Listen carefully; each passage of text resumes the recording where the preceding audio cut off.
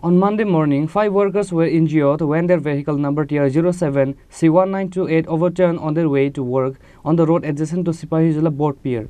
The injured 5 workers are Ritvik Das, Chandan Sarkar, Mridul Roy, Nirmal Bhomik and Pilun Das. According to the incident report, like every day, 5 workers were going to work in a 4-wheeler Magic Auto number TR07 C1928 when they came to the area adjacent to the Sepahijala boat and lost control and overturned on the road.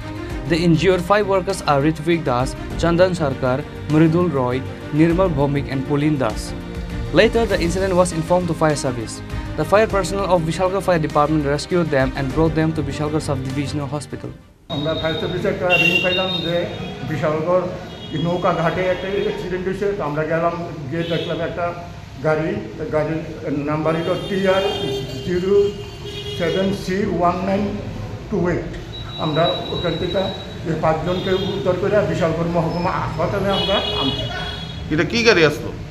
এটা হলো tata AC গাড়ি।